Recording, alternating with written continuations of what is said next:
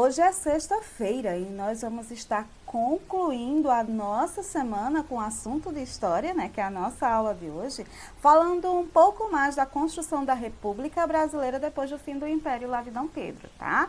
Nós vamos viajar mais um pouco nessa história, conhecer mais um pouco de tudo o que aconteceu aqui no nosso território brasileiro, né, durante esse processo da construção da República Federativa, tá, pessoal? Então, vocês vão estar abrindo a plataforma aí na Rota 9, sequência didática SD3, certo? Construção do Estado Republicano Brasileiro a partir da página 251, tá bom? Lá na página 252 tem aí, ó, desafios, República do Café com Leite.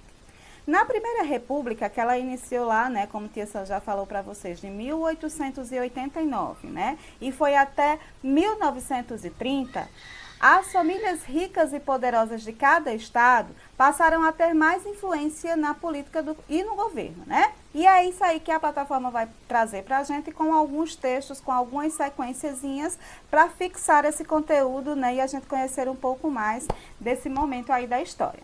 Então, a gente tem uma imagem aí, olha só, tá vendo uma charge, né? Que é de Rafael Lúcio criticando o voto, né, de Cabresto. Veja só, antes era um império, não havia o direito de votar e escolher seus representantes, né, por parte da população, não existia. Com o fim da queda do império, passou a ter, né, a população, as pessoas passaram a ter esse direito de voto, tá? Mas algumas coisas chamavam a atenção e provocavam a crítica das pessoas com relação ao voto. O voto de cabresto, como vocês sabem o que é cabresto, né? É você colocar rédea em um animal, tá? Tipo um cavalo, tipo um burrinho, tá? Para que ele só se direcione de acordo com o que você puxa, né? A rédea, a cordinha daquele animal, tá?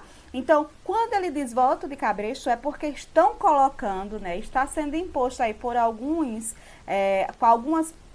políticos que desejavam chegar ao poder e queriam que as pessoas votassem neles, um direcionamento, um puxar de cordinha para que o voto, para que a eleição acontecesse da forma como eles queriam, tá certo? E aí, no primeiro pontinho, a plataforma diz o seguinte, ó, nessa época prevaleceu a política do café com leite, isto é, um acordo entre oligarquias dos estados de São Paulo e Minas Gerais para garantir o revezamento no cargo do presidente da República, tá certo? Então, quando vocês ouvirem a expressão café com leite, política do café com leite, significa dizer que era essa dobradinha entre os estados de São Paulo e Minas Gerais com relação às pessoas que iriam reger o Brasil, tá? Quem seria o presidente da República? Ou sairia de São Paulo ou sairia de Minas. Se fosse de São Paulo, o próximo seria o de Minas. Se fosse o de Minas, o próximo seria o de São Paulo, tá? Café com leite significa esse revezamento entre eles, ok, pessoal? A expressão café com leite refere-se justamente ao fato de São Paulo ser o maior produtor de café do país e Minas Gerais um grande produtor de leite. Como havia, né, essa trocazinha para ver esse acordozinho entre eles, para ver quem era que governava num período e quem era que governava em outro período, né, eleitoral, recebeu o nome de café com leite porque cada um tinha a sua função econômica dentro da produção. No café São Paulo, no leite Minas Gerais. Ok, pessoal? O número 3 diz o seguinte, a população que podia votar era pressionada e controlada pelas oligarquias, de várias maneiras. Só poderia votar algumas pessoas exclusivas, certo? Mulher não votava, idoso não votava, menores de 21 anos também não votava, pobre não votava, enfim. Tinha aquele grupinho que eram os que eram elegidos, né, tinham os direitos de, vamos dizer assim, eleger a pessoa que seria o governante, né? Mas essas pessoas que teriam esses supostos direitos tinham que obedecer algumas regras, que era justamente esse controle das oligarquias, tá certo? A prática da compra de votos era muito comum, tá? Se comprava voto por qualquer coisa, até por uma chapa de dente, tá? Além da troca de favores, na qual o candidato favorecia um eleitor de alguma causa, e este ficava obrigado a dar seu voto a ele. Essa prática política ficou conhecida como voto de cabresto, tá certo, pessoal? Quarto, Diz assim: além disso, o voto era aberto, ou seja, as pessoas na sala de votação ouviam em que cada eleitor votou. Então, preste atenção. Vamos imaginar que Tia Sam vivesse nessa época e Tia Sam fosse uma das pessoas... Não, Tia Sam não pode, né? Que Tia Sam é mulher. Mas vamos imaginar, deixa eu ver, o esposo de Tia Sam, homem, né? Ele estava nessa elite de pessoas que poderiam votar, tá? E aí, meu esposo precisasse de um óculos, tá? Então, o que era que acontecia? O candidato oferecia a ele a consulta, oferecia a ele o óculos, em troca disso ele era obrigado a votar no candidato. Então, quando chegava o dia da eleição, meu esposo chegava lá para votar e dizia, votava, que era um papelzinho que você, né, assinava e colocava na urna, e dizia, fulano de tal, foi em quem eu votei, que era a garantia de que ele tinha cumprido, né, com o suposto acordo que estaria pagando pelo presente que ele ganhou, tá, pessoal? Por isso havia as oligarquias que deixavam homens armados nas sessões de votação. Não era fácil não é brinquedo não. A função deles era garantir que os eleitores votassem em um determinado candidato sob pena de sofrer algum tipo de violência. Os homens armados ficavam conhecidos como capangas e as oligarcas eram chamadas de coronéis. Por isso, essa prática política é chamada de coronelismo. Então, o que é a prática do coronelismo, gente? É essa prática de ter alguém, né, um coronel, mandava, que o coronel, no caso, que era o candidato, mandava os seus capangas, mandava as pessoas que eram responsáveis por garantir que aquelas pessoas que tinham sido presenteadas com alguma coisa, votassem de forma garantida nele, né? Então, surgiu aí o coronelismo, certo?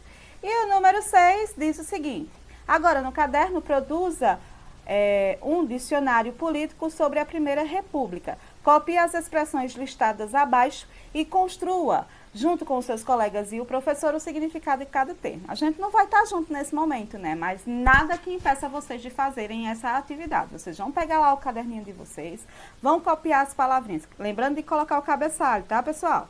Colocar as palavrinhas República, Constituição, política de café com leite, voto de cabresto e coronelismo e colocar o significado de cada uma dessas palavras como se fosse um dicionário. Vocês sabem que para usar um dicionário, a gente segue a sequência da ordem alfabética. Então, façam a mesma coisa com essas palavrinhas, tá? Coloquem elas em ordem alfabética. Ok, pessoal? Próxima página diz o seguinte, vamos lá, página 253, diz o seguinte. Em 1929, os brasileiros se mostravam insatisfeitos com a política do café com leite. Entenda as consequências dessa insatisfação. Então, vocês têm uma imagem aí, né? Olha só.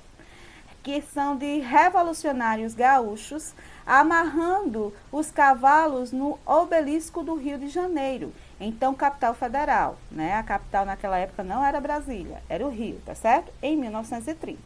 O gesto representou o fim da Primeira República e o início da Era Vargas.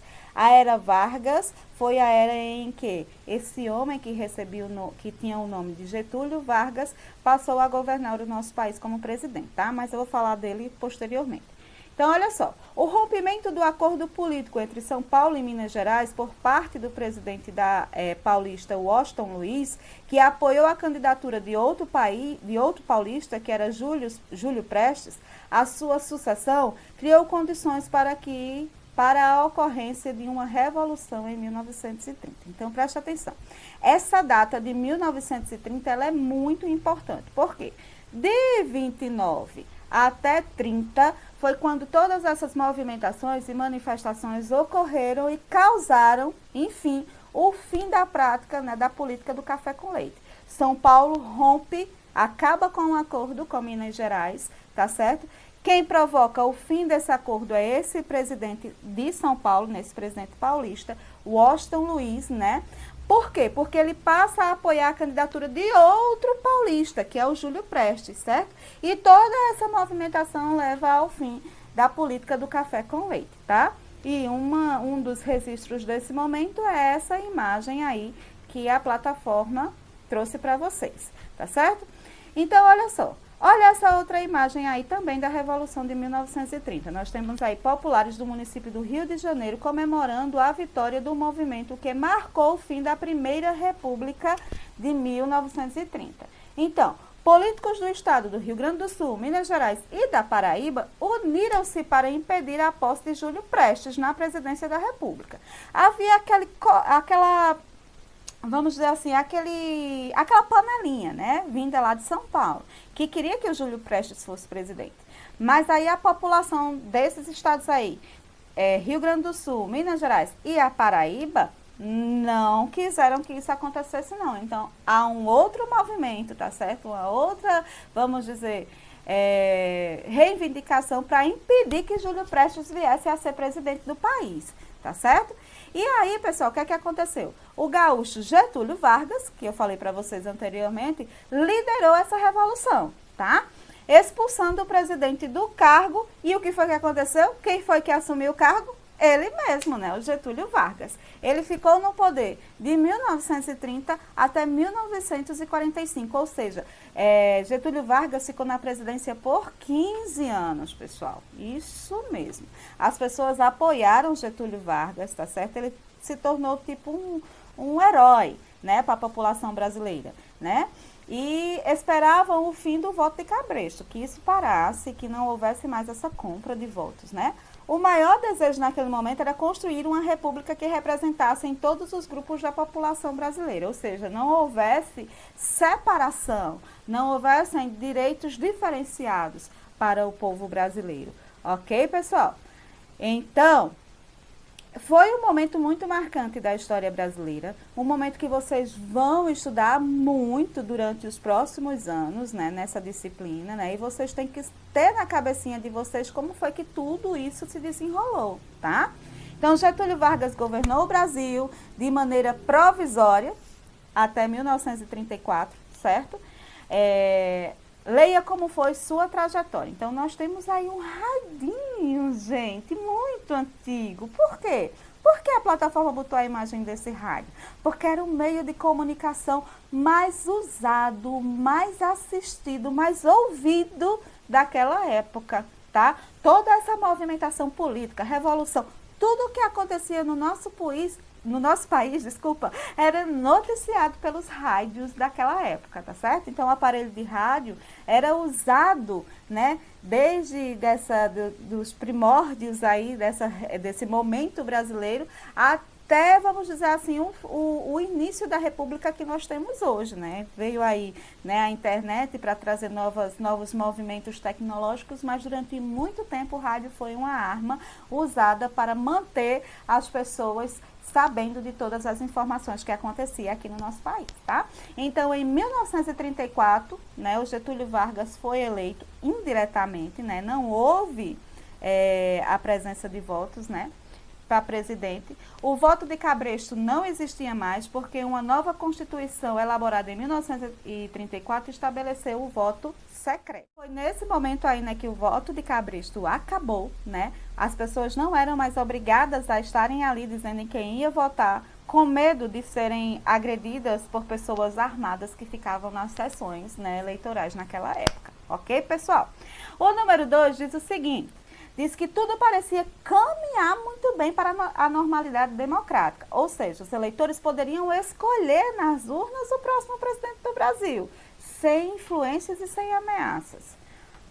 Mas em 1937, ano que antecedia as novas eleições presidenciais, Getúlio Vargas fechou o Congresso Nacional, impôs uma nova Constituição e permaneceu no poder até 1945. É o que a gente conhece como golpe, tá? Ele deu um golpe, fechou o Congresso e tudo aquilo que ele havia prometido, que os brasileiros acreditavam que ia acontecer, foi por água abaixo. Não aconteceu, tá certo? Então, o que é que aconteceu? Essa fase ficou conhecida como Estado Novo e caracterizou-se pela ditadura, tá? Em 1938, para fazer propaganda do governo Vargas, foi criado o programa Hora do Brasil, chamado hoje de A Voz do Brasil, tá? E tem uma curiosidade aí, ó. Na Constituição de 1934, as mulheres conquistaram o direito de votar e a idade mínima dos eleitores passou a ser de 21 para 18. A primeira mulher eleita foi Luísa Alzira Soriano Teixeira, prefeita da cidade de Lages, no Rio Grande do Norte, em 1929. Pois é, interessante, né, gente? Como o nosso Brasil teve aí, né, inúmeras aventuras, né? A galera gostava mesmo de uma briguinha. Observe as características desses dois tipos de regimes de governo, a democracia e a ditadura. Pronto. A democracia era aquela que viria a dar direitos ao povo brasileiro. A ditadura veio para tirar esses direitos, tá? E é isso aí que a gente vai ver agora que diferencia, qual é a característica de cada um. Então, o primeiro olhinho diz o seguinte: eleições na democracia. Como era que acontecia? As eleições eram diretas para a escolha do presidente do povo. A partir de quê? A partir do voto, tá? Na ditadura, não há eleições de forma direta. Elas acontecem com a imposição do candidato. É aquele candidato que vai ser o presidente e acabou, certo? Que é o que a gente chama de eleições indiretas. Partido político da democracia. Haviam vários, como existe hoje, né? Nós vivemos numa república democrática. Então, existem vários partidos, né, que podem estar aí apontando os candidatos para concorrerem a um determinado cargo político, público, né?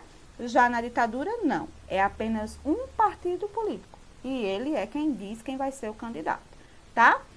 Na democracia, são 3 poderes, como o Tia Sam já ensinou para vocês, o executivo, o legislativo e o judiciário. Na ditadura, não existe, é um único poder, que é o executivo. Quem é quem manda, quem é quem executa, né? Os outros podem ser fechados, como aconteceu. O Congresso, né, foi fechado lá pelo Vargas. E na democracia, expressão de opiniões, as pessoas poderiam falar o que achavam, podem, né, na democracia, falar o que acham, o que está certo, o que está errado na visão delas. Na ditadura, quem ousasse fazer isso, gente, seria punido de forma muito rigorosa. Não poderia, de forma alguma, expor sua opinião contra, principalmente, a política, né, das pessoas que governavam naquele período. E isso recebeu o nome de censura, repressão, tá? Muita gente morreu nessa época. Aqueles que se atreviam a falar alguma coisa contra os governantes eram penalizados, né, de forma muito rigorosa, levando muitas pessoas a desaparecerem, a sumirem, porque elas eram mortas, eliminadas. Ok, pessoal? 257, vamos ver o que é que fala aí, ó. Tem atividade para vocês, tá? Então, essas atividades, Tia Sam vai estar colocando lá, né, no W3 para vocês fazerem. Mas o assunto é muito legal, né, gente? E o próximo assunto da gente vai ser o retorno da democracia. A ditadura fica aí durante alguns anos acontecendo no nosso país, tá? Mas chega o fim dela também, como aconteceu o fim do Império. E aí a democracia volta, né, para facilitar, né, o movimento político, a vida das pessoas, dos brasileiros, ok, amores? Tia Sam vai deixar um videozinho de fixação agora para vocês assistirem, tá bom? Sobre esse mesmo assunto e as atividades lá no W3, tá? Um final de semana muito abençoado para vocês e para a família de vocês, tá bom, meus amores?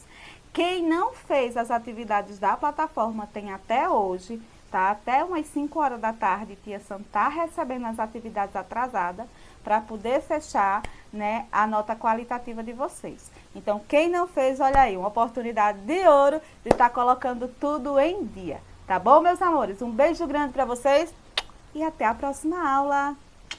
Tchau, tchau! É a história de Dom Pedro II, quando no final do século XIX a monarquia começou a entrar em crise. Dom Pedro II começou a ter perseguições políticas por parte da sociedade, imprensa e dos militares. Como ele era inteligente, ele percebeu que seria o último imperador do Brasil, porém, ele sentia-se cada vez mais só. Ele sabia que a sociedade é a base de sustentação do seu poder. Se a base não o apoiasse, ele perderia o trono. A monarquia tinha como base a sociedade. Era apoiada pela igreja, pelo regime da escravidão, latifundiários e os militares. Em 1873, houve a Convenção de Itu. Lá, a campanha republicana recebe apoio da aristocracia. A posição do governo é atrasada e isso pode afetar os nossos negócios. Dom Pedro II parece não entender o capitalismo. Por isso devemos optar pela república. A partir daí, a ideia da república começou a ficar presente em toda a sociedade brasileira. A monarquia estava com os dias contados. Para começo de conversa, naquela época o Papa resolveu perseguir a maçonaria, sociedade na qual Dom Pedro era membro. Assim, 2 bispos de Olinda foram questionar o imperador por ele ser maçom. O imperador ficou ofendido e mandou prender os bispos. Isso caiu como uma bomba, pois vários padres resolveram falar mal do imperador até mesmo nas missas. As pessoas ficaram indignadas. Não podemos admitir um governo que prende bispos inocentes. Isso é uma blasfêmia! Sem o apoio da igreja, Dom Pedro perdia uma importante base, pois junto com ela, uma porção do povo passava a apoiar a campanha republicana. Em 1888, a princesa Isabel assinou a Lei Áurea. Isso, evidentemente, mudaria radicalmente o processo de produção no Brasil. Isso, associado à campanha republicana, dava esperança a um novo Brasil. Isso não foi nada bom para Dom Pedro II. O fim da escravidão marca também a introdução do capitalismo no Brasil. Assim, Dom Pedro acaba perdendo um dos alicerces que foi a marca do seu governo. Além do mais, os latifundiários mais antiquados, os que mais apoiavam Dom Pedro II, ficaram bravos por causa do fim da escravidão. Eles teriam que se adequar às novas regras, e isso acabou resultando num apoio à campanha republicana. E se eu não posso ter mais escravo, o imperador também não vai poder mais governar? Os latifundiários mais tradicionais passaram a engrossar a campanha abolicionista dos aristocratas. A monarquia passava por momentos difíceis. Os militares, que já haviam entrado na campanha abolicionista após a Guerra do Paraguai, começaram a gostar da possibilidade de ter uma república. Com a república podemos virar presidentes! Pois numa república, todo cidadão poderá virar um presidente, e eles tinham interesse em tomar o poder. Por último, sem o apoio dos militares, Dom Pedro II ficou só, e sem as bases da sociedade apoiando, a monarquia caiu. E foi assim, na madrugada do dia 15 de novembro de 1889, um certo Marechal Deodoro da Fonseca foi acordado por um cabo mensageiro do quartel. Marechal! Marechal! Marechal! Marechal! Marechal! Mas não se pode dormir tranquilo mais, é? Praticamente, os militares organizaram um golpe para frustrar a estratégia de Dom Pedro II. Às pressas, chamaram o Marechal para ir até o quartel. Bom dia, Marechal! Estamos aguardando o senhor para dar as ordens. A primeira ordem é me deixar tomar um cafezinho antes, né? Marechal Deodoro vestiu sua farda em cima do pijama mesmo e saiu às pressas ao encontro dos militares. Tem que ficar bonito para entrar pra história, não? E foi assim, a proclamação da República. Marechal Deodoro com seus militares deram um golpe, mas sem a participação do povo. Estava instaurado um golpe militar. O Brasil virava uma república, mas enfrentaria uma ditadura militar. Isso ficou claro, mesmo no ato da proclamação, como citou Aristides Lobo, que foi testemunha ocular do fato histórico. Por ora, a cor do governo é puramente militar, e deverá ser assim. O fato foi deles só, porque a colaboração do elemento civil foi quase nula. O povo assistiu aquilo tudo, bestializado, atônito, surpreso, sem conhecer o que significava. Muitos acreditavam seriamente estar vendo uma parada. Assim nasceu a República no Brasil. Depois desse movimento, o poder é alternado, o presidente é eleito através do voto. Antes ficavam 5 anos no poder, atualmente ficam 4 anos. Mas e que adianta ter uma república se eles não tinham democracia? Mas é isso mesmo, o sucesso de uma república depende da democracia.